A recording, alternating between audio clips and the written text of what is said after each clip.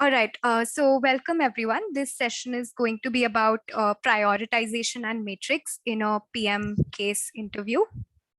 So, okay. So what we will cover in this session is first we'll just recap how a PM case is actually solved. Which this we've already covered in one of the previous sessions where we discussed about the circles framework. Then we look at some product prioritization techniques and how you can utilize that in a PM case setting. Then we'll talk about matrix, and to consolidate all our learnings, we'll just do a mock case study. Okay, so first the recap. So in any while we solve any PM case, first we identify the most lucrative target segment and the customer pain points or the opportunities that might be here in this segment. Once the problem is identified, we look at the market and how the business is aligned to solve those problems. So we look at the features that would serve that problems, and finally we prioritize and look at the user flow, as in how those features would actually interact with the user. In doing all of that, why do we need to prioritize? So as Jack Dorsey, the CEO at Twitter, says, we have all these inputs, we have all these places we could go, all these things we could do, but we need to present one cohesive story to the world. So feature prioritization is important, and the importance not only comes from the fact that the resources are limited, the time is limited, it is also that these features should be in line with the product strategy or the vision that you've set for your product. So while building products, focus becomes super important, and these features should fit the story. And that's where it gets tricky to toss around the features and deprioritize certain ideas. And while doing so, in the case setting, one needs to present sensible reasons. So in the real life, however, PMs would have to interact with multiple teams, engineering teams, design teams, with their own set of needs and goals. However, in a mock case setting, you can't really talk to the teams, right? So you have to consider specific parameters and weigh your features on that. So next up, we'll be covering some famous feature prioritization framework. First is the RICE framework, which is short for reach, impact, confidence, and effort. So first is reach, as in how many people will this feature actually affect within a time period. So that can be quantified by the customers per quarter, transactions per month, etc. Then it's the impact. So how much this feature will impact individual users. So this can be in terms of how much it is engaging the users, retaining the users. And again, this can be quantified by the customer conversion rates or the daily active user time, etc. Then comes the confidence. So how confident are you that the feature that we've set with certain hypothesis, how confident are we that that feature will meet that objective? Then it's the effort, so time investment in terms of product development, design, complexity, etc. Then comes the value versus effort framework, which is relatively more flexible in comparison to RICE. You can actually rate the features from 1 to 5 on value and effort. So here in value can mean the potential revenue benefit to the current user segment or the new user segments that you've given your solution for, and the impact on the business goals. So yeah.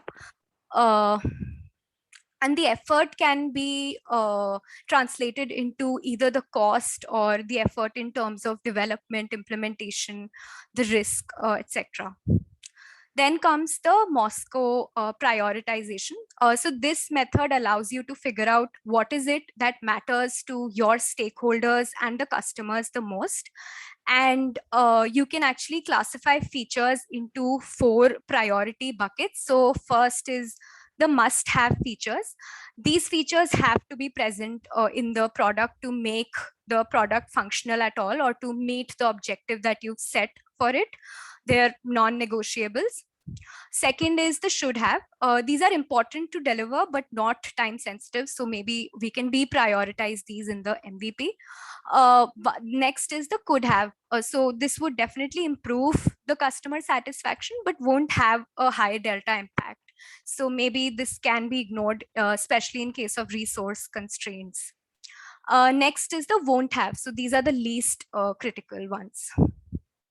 So given these prioritization matrix, what we would recommend to you to use in the actual case setting is a sort of a sort of an amalgamation of all these. So this is the scorecard approach, wherein you can actually come up with categories pertaining to 3 buckets.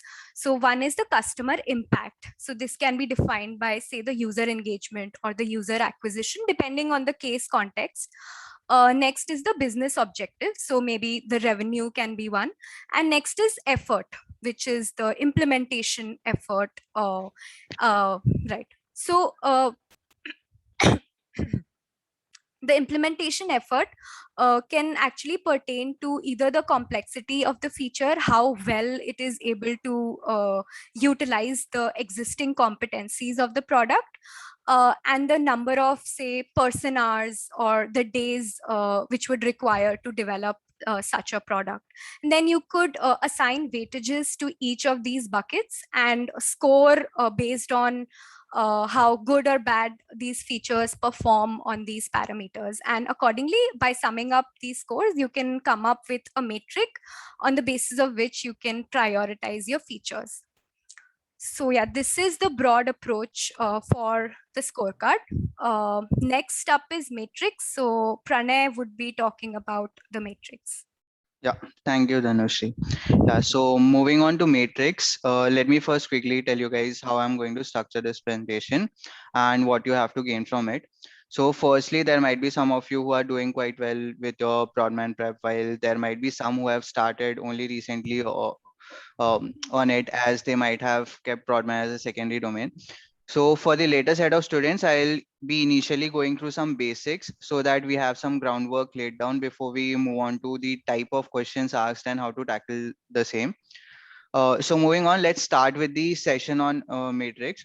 So why exactly are matrix important? As the title reads, we can't manage our product effectively if we are not able to measure how it's performing, and matrix help us do exactly that. So basically, matrix describe what's going on. Most of you guys must have heard of several common metrics like monthly active users and churn rate. So matrix that you would focus on and for how long you would monitor some of these metrics differs based on several parameters specific to the case at hand. So we'll learn how to get answers to these questions along the way. Before we start, whenever we think about metrics, it's helpful to categorize them and then think of them rather than randomly thinking of metrics in silos. So categorization serves two purposes. One is that it helps us narrow down on the relevant metrics quickly, and secondly, it helps us maintain a messy approach so we don't miss out on anything. So there are various types of metrics which measure performance against various goals like growth and activation, retention, engagement, revenue, user happiness, etc. Dhanushi, next slide. Yeah. So now let's look at the bread and butter of matrix related questions, the AA triple R framework. So don't confuse this with the categorization that I gave you in the previous slide. All those categories will directly map into the categories we define in the AA triple R framework. So basically, there can be a multitude of ways in which you can categorize matrix, right? The AA triple R framework is the most widely accepted one, which helps us solve problems effectively, and so we stick to it. The framework basically is defined like a funnel, grouping matrix together at every stage of the customer journey on the product. So we start with acquisition metrics, move on to the activation, which basically means whether users are being active once we have acquired them. This is followed by retention, where engagement is implied. We won't really be able to retain users if our engagement metrics are not right. Finally, we move on to referral and then revenue or monetization matrix. And the names of these are self-explanatory. Moving on to the next slide. Yeah, so here these are some examples of growth and engagement matrix for some social media and user generated content driven products.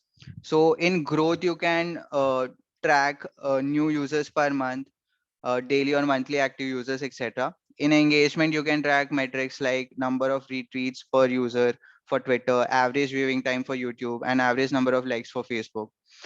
There are two reasons behind showing these examples to you. One is that this aids your understanding about what kind of metrics fall under what buckets. And secondly, I want to emphasize that more the number of metrics you come across, more the number of examples you see, easier it will get for you to think about the right metric when the time comes. So do go through some most common metrics to track for say e-commerce sites, entertainment sites, and some other major categories of products. Moving on to the next slide. Okay. So now let's look at different types of questions that can be asked around matrix in interviews. Most probably you might not get direct questions on matrix, and they would be a part of questions like improve or design a product, where in the end you define how will you measure success. But whatever be the scenario, all situations would more or less be covered by these three categories of questions that can come up.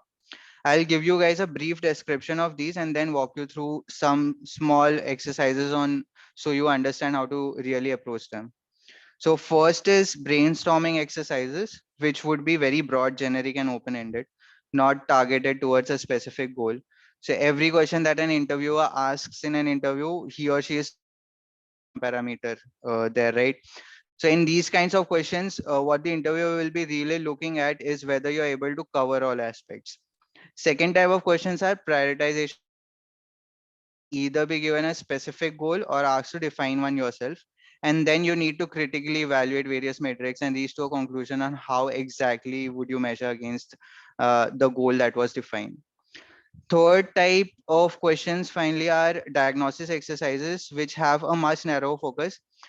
These are root cause analysis type exercises where you have to find the root cause by analyzing various metrics.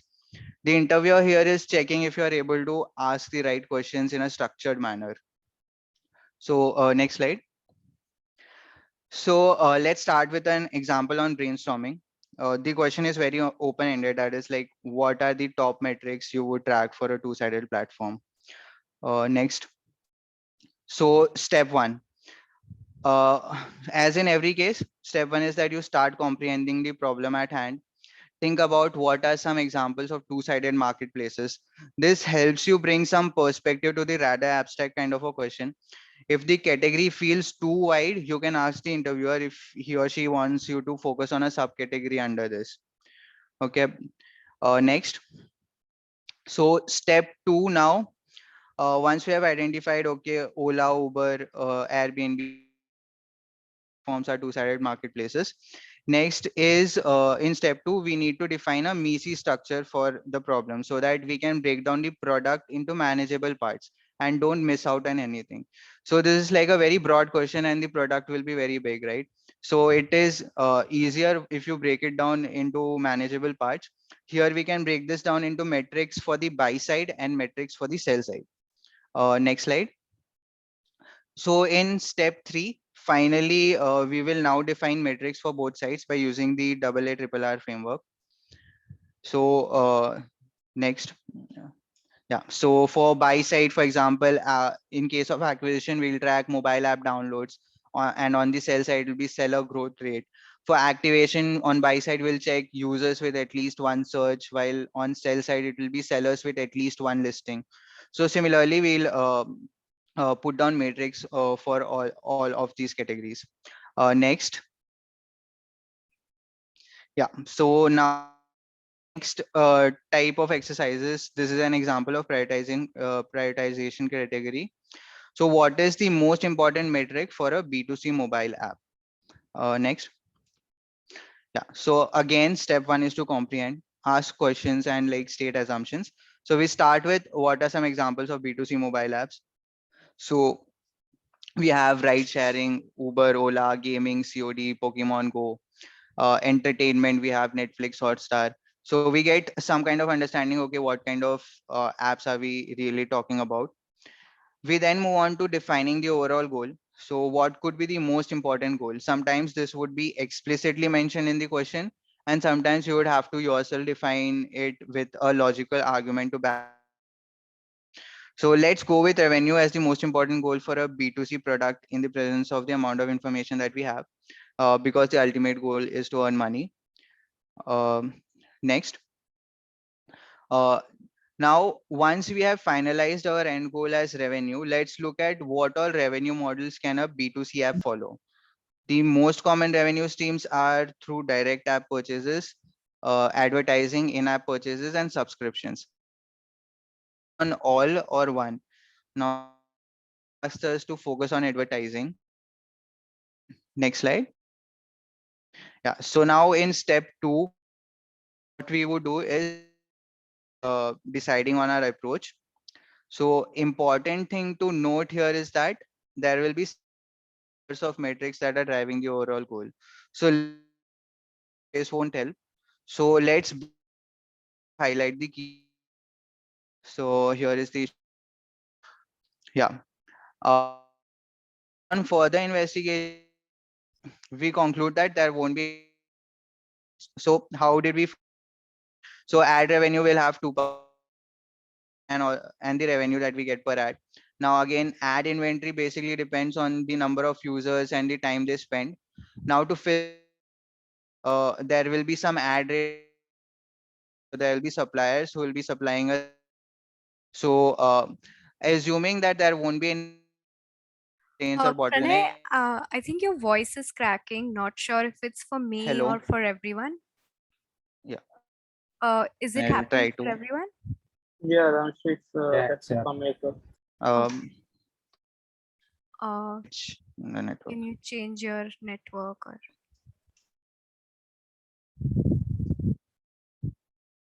Uh, is it better now? still cracking actually?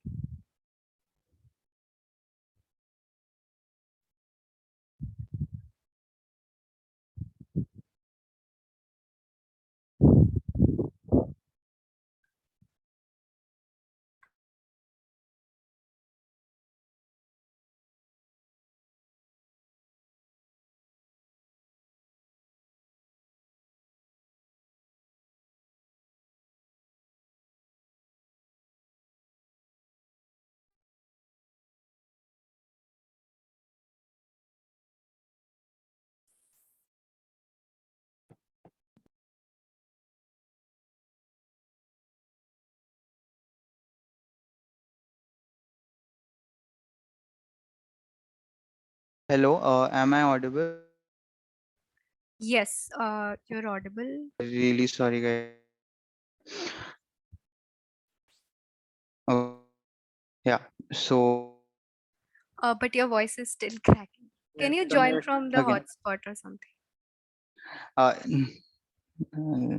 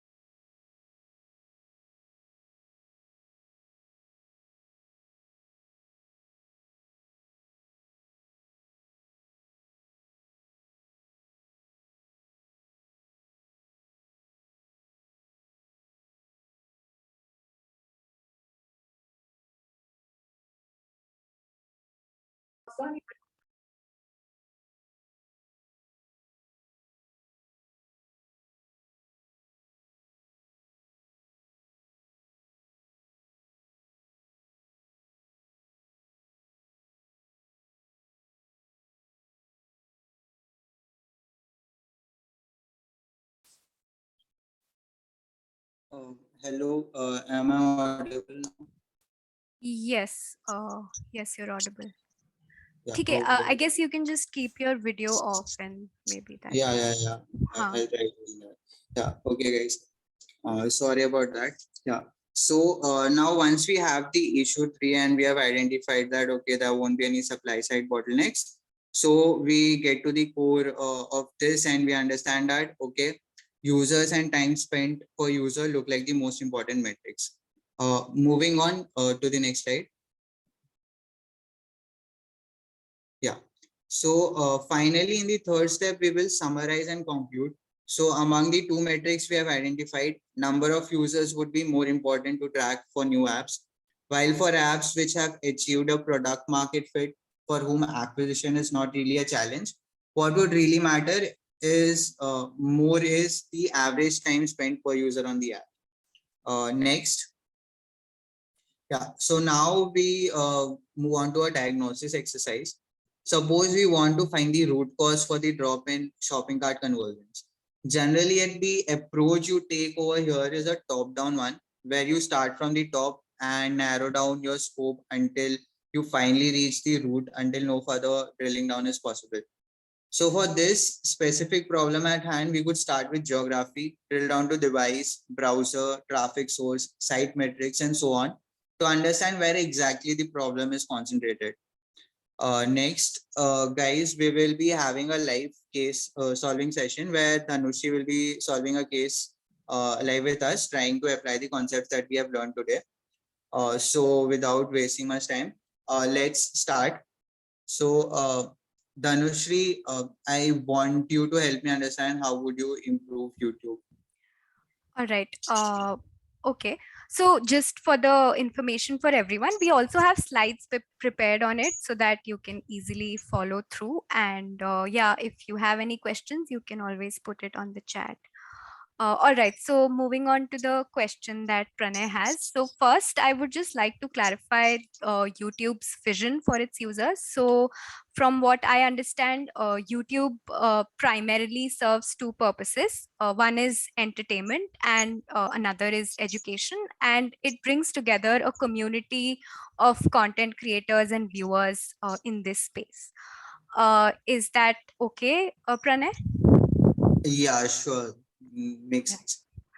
Okay, so can I also understand by improving YouTube, what would you like me to focus on? What is the business objective that YouTube is trying to fulfill? Okay, so Dhanushri, we don't have anything specific in mind. So I would want you to go ahead and maybe define what would make sense. All right, so I could think of two broad objectives here. Just a second, the slide is not moving. All right.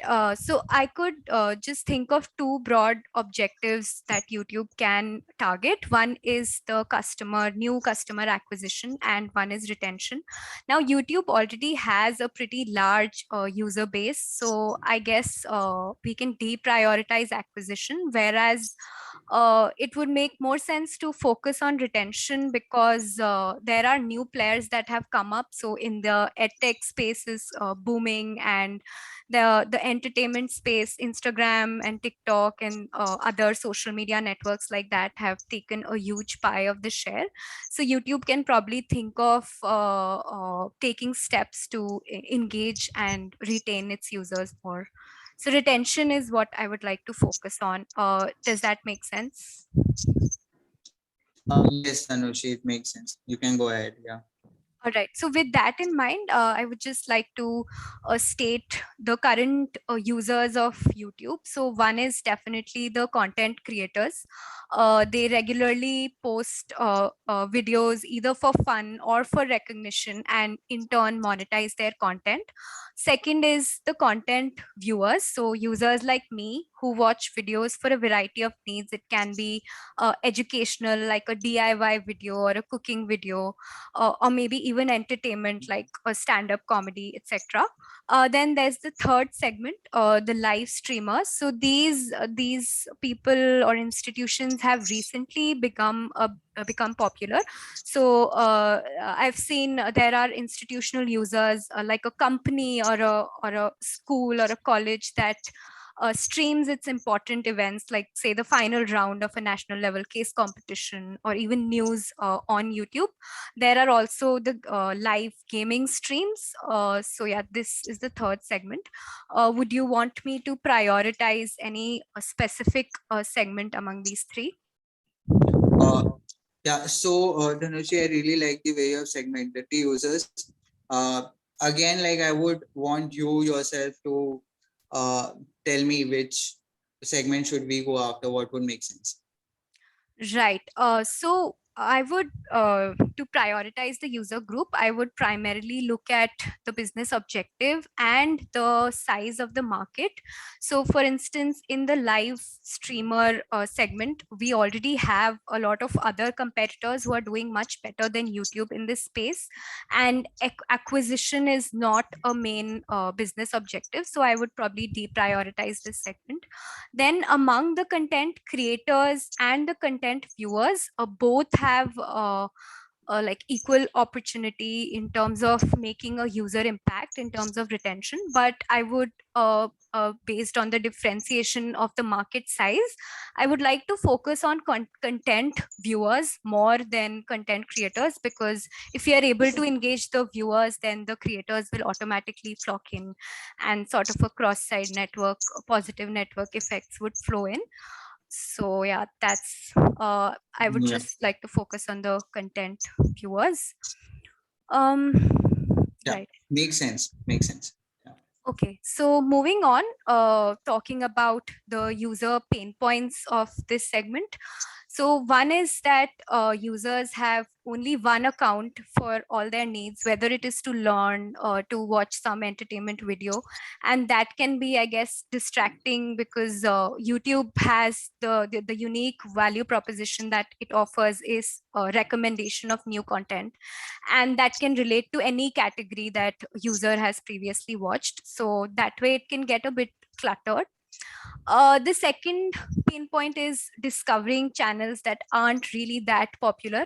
So a small channel discovery isn't that easy to do on YouTube.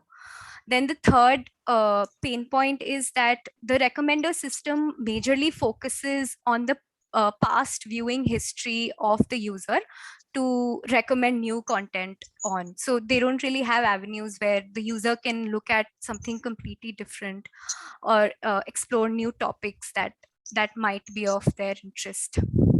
So to cater to these problems, I'll suggest features for corresponding to these pain points. So for the first one, a user can have multiple profiles. So this would be very similar to what Netflix or Prime already does. But in that case, the differentiation in the profiles is based on the user. But here it'll be on the basis of the use case. Next is the crowd recommender system. So this would be basically, so whatever content creators that the users have already subscribed to, this recommender system would actually take in the liked videos of those creators and suggest that in the feeds of the users. So for example, if I am subscribed to a singer and they've liked a video from another musician, then I could probably have a suggestion of that musician, and I can view this activity and explore this other content creator. Then the third one can be getting users to sign up for the topics of interest. Now, this is again something that Netflix does when when a user signs up to the platform. So we can have something like that to cater to the inclination to explore new topics. So yeah, moving on to the prioritization exercise. So I would be prioritizing these features based on the user impact. So how much engagement, how much delta engagement are these features able to bring in? And then the ease of implementation. So do we have sufficient resources to implement this in the short run? And also the confidence in the user impact. So how confident are we that this feature would actually meet what objective that we have in mind? So this is a table format of the scorecard approach that we discussed some time back. So herein I have just listed down all the features and corresponding scores. So for instance, for multiple profiles, the user engagement would be not that much because the user might not really enjoy toggling through the profiles just to see the recommendations changing. And the implementation effort is also quite high because the UI in the front end might not be much of a problem, but in the backend system, the recommender system would have to be tweaked basis the profiles. So some data decoupling would be required there, and that would require some algorithmic changes. And the confidence also is we are unsure about it because it may be so possible that the UI of YouTube becomes a bit complicated and the users might not quite appreciate the clutter that comes with having multiple profiles. Then the crowd recommender system. So herein I have scored high on user engagement because assuming that the users like the content creators that they've subscribed to, they might also enjoy what they like in turn. And the implementation effort would be assuming that it would be only on the front end side, it would be low. And the how confident are we? I would say medium confidence. Then the topics of interest. So here this feature again comes in with the caveat that the users might not in the middle of their YouTube watching experience. I mean, assuming that they're not new users, they've been using it since quite a while. They might not want to again go through that exercise of just signing up for new topics, etc. And implementation effort wouldn't be that much. It would be similar to the crowd recommender system. And that's how I've come up with total scores out of 100. And I've also put in a weight to each of these factors. The maximum is for the user engagement. So based on this, I would prioritize the crowd recommender system as a solution to engage more users and enable better discovery of content. Yeah, makes sense, Dhanushi. Yeah. Well detailed roadmap we have over here. Next, I would want you to let me know how would you exactly measure the success of these features that you have defined here. Right. All right. So the first metric that I would probably track is the increase in the monthly viewing minutes within the user groups. So it can be evaluated whether or not the increase in the minutes is actually correlated to the increase in the new content from the new creators into their feed and the corresponding increase in the click rates of that content. And yeah, that would be one. And the second would be definitely the NPS score for both the content creators and the users, how much they're satisfied with the recommendations. So this NPS can be measured. Sure, makes sense. Yeah. Thanks a lot. Yep. So, okay, that's about it.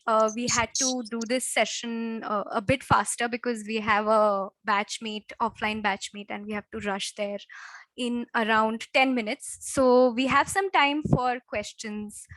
You can shoot your questions. You can just unmute yourself, or if there's anything on chat. What is NPS?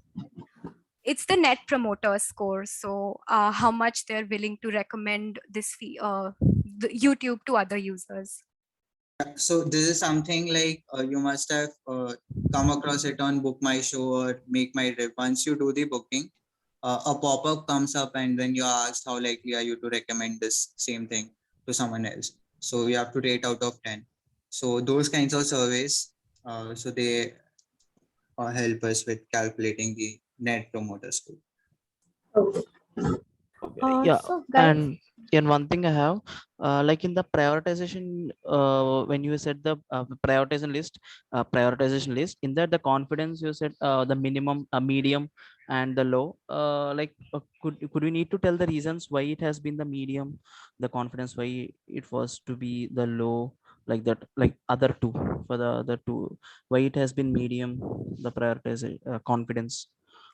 Right. So we can come up with any, so these reasons can be subjective to the interviewee. So in my case, for example, for crowd recommender, I think I said that assuming that the users might also enjoy the content that their subscriptions are viewing, as in the people whom they have subscribed to are viewing, then we could be reasonably confident that this feature would work in delivering new kinds of content.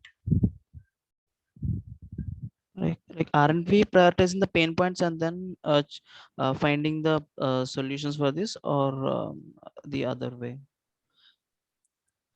So sorry, I didn't get it actually. Can you Like just repeat your question? no, like aren't we first prioritize the pain point and then finding the solution for the prioritized pain point, like one or the two Right. pain points?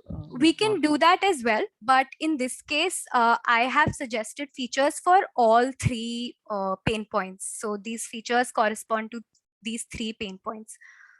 But as you said, we can first prioritize the pain point, and then we can move into the different features for only that particular pain point. So that can be done as well.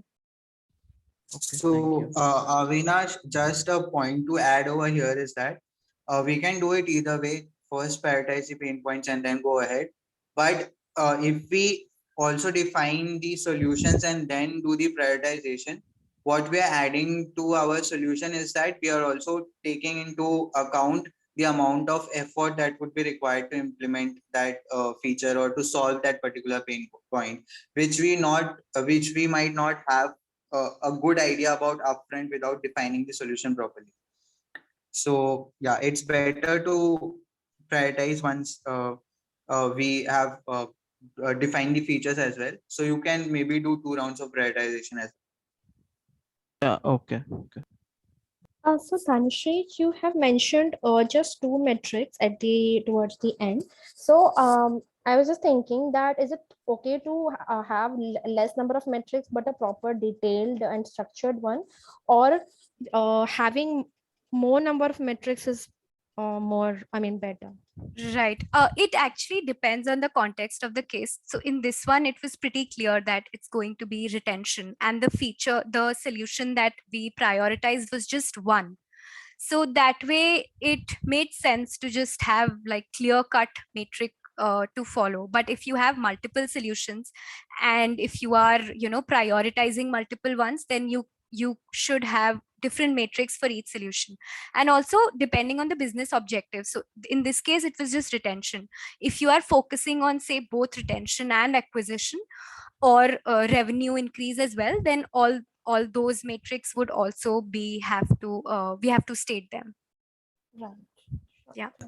so just to add to this, the rule of thumb, so there is no certain like recommended number of matrix that you should list down. The general rule of thumb is whatever matrix that you list down, you should be able to tie them back to the goal that you started with, and you have to list down those number of matrix that can cover almost all aspects of that goal that you started with. So always when you're defining matrix, uh, always keep thinking that whether this is helping me actually measure the goal that I had started off with. And once you are listing down, also check whether I have already done all the measurements that I need.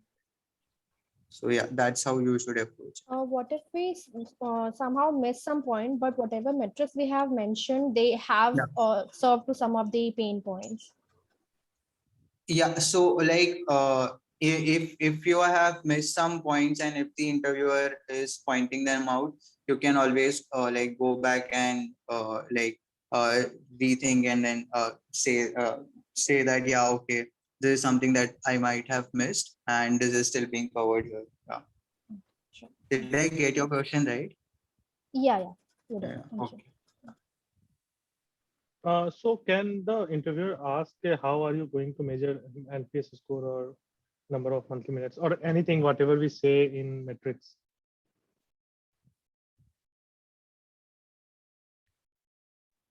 Yeah, so like generally they won't ask, but having a basic idea about how these things can be calculated is beneficial.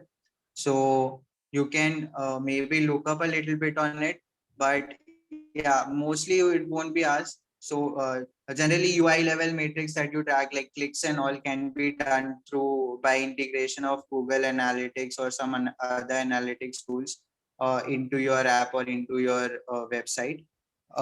And other hard metrics can be tracked on the backend side. So mostly they won't ask you how would you exactly track the like matrix, measure the matrix. But yeah, just a basic understanding would be good. Yeah.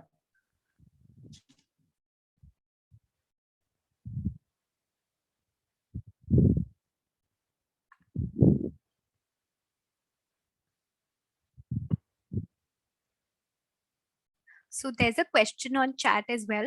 Mansi has asked, while solving the case online, how can we go ahead with the prioritization table? Should we go through it while interacting with the interviewer or take some time and formulate it? So yes, I think it's a good idea to interact with the interviewer and come up with the parameters that on which you'll be evaluating on. So just get an alignment on the parameters with the interviewer, and then you can just score your features on each of these parameters.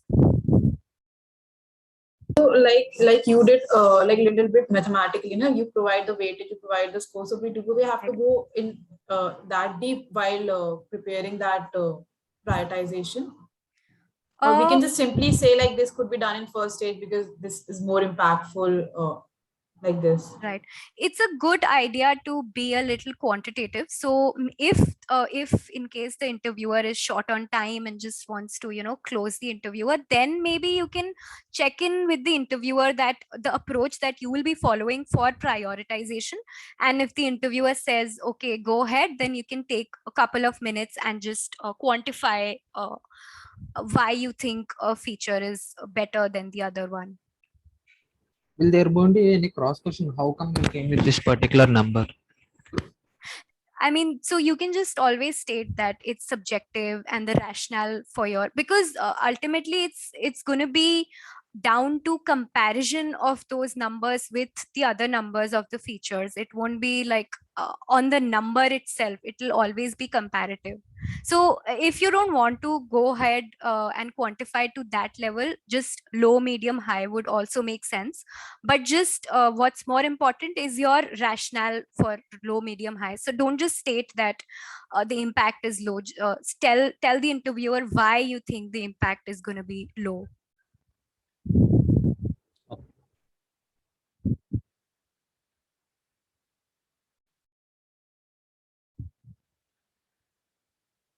All right. I think we would have to go to that batch meet. But in case there are any questions, you can either post it on the BizTech group for product management, or you can just message me or Pranay, and then we'll get back to you after the batch meet.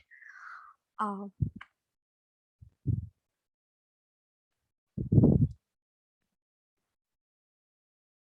right. So I think we can end the batch We can meet. end this. Yeah. Thanks a lot Okay, for guys. joining Thanks in. a lot. Just message us Thank for you. any questions. Thank you. Thank you. Yeah, thank you. Bye bye.